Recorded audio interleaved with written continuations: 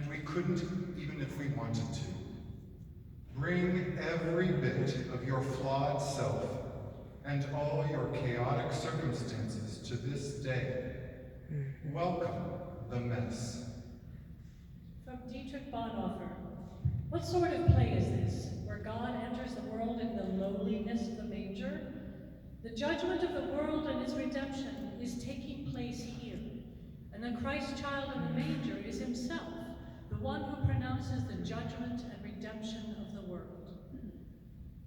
Therefore, we cannot approach his manger as if it were the cradle of any other child.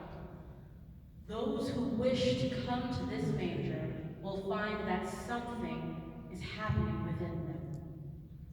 From Peter Gomes, the test of God's power is not in God's capacity to move mountains or perform tricks or rebuke nature.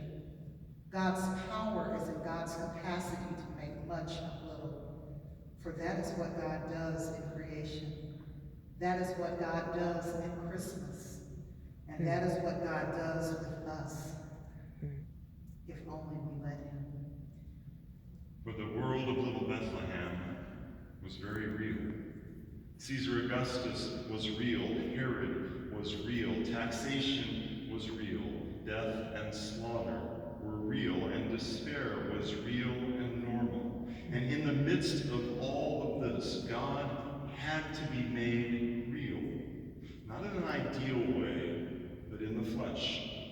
For that is what incarnation is, and that is why we bow before its presence.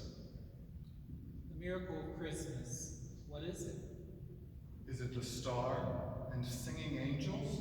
Is it the wondering shepherds, the lovely mother, the exotic kings? Is it the cold night, the hopes and fears of all the years? Not really. The miracle of Christmas is that God cared enough to send the very best. And that God continues to do so in the gifts given to us in one another. Hallelujah.